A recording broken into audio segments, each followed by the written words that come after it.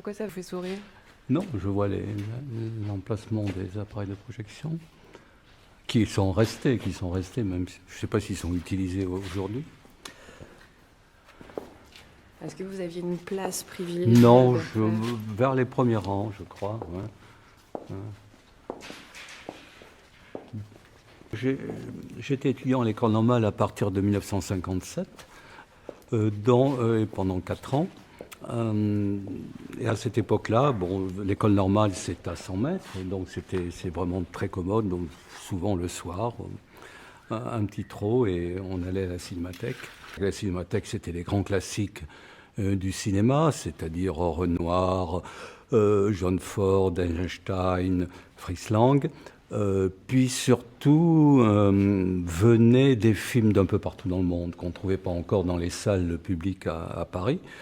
Et donc on découvrait des cinémas japonais, indiens, sud-américains, parce que l'anglois faisait venir des films d'un peu partout, ils arrivaient en désordre. Certains n'étaient pas sous-titrés dans des langues comme le japonais, l'indien.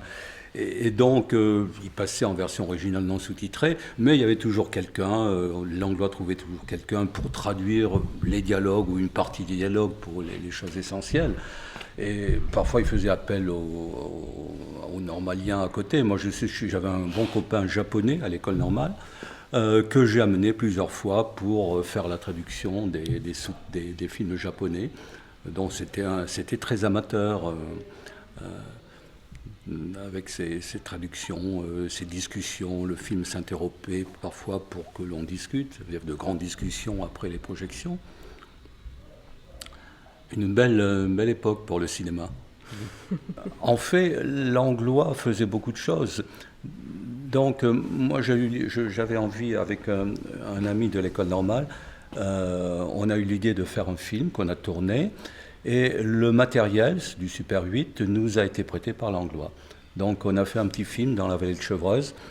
Moi j'étais l'opérateur et metteur en scène. Mon copain jouait un des principaux rôles du film.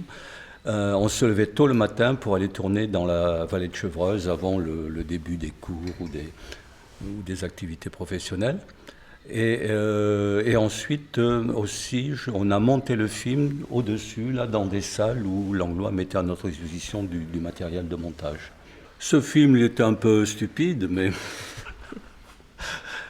non, c'était un film qui se passait pendant l'occupation allemande, où ça mettait en scène des soldats allemands et des résistants français. C'était je ne crois pas que c'était un film génial. C'était inspiré par Bergman. J'avais beaucoup d'admiration pour Bergman à l'époque. Et donc, je me rappelle avoir fait avec ma caméra des travelling, de longs travelling sur des visages ou des panoramiques. C'était un peu trop imitation Bergman. Et vous l'avez encore, ce film? Je l'ai encore, mais il s'est décollé. La colle de l'anglois était peut-être pas de bonne qualité, parce qu'au bout de 2 ans, le film est parti en morceaux. À cette époque, on collait les pellicules. Donc le film rapidement est parti en petits morceaux.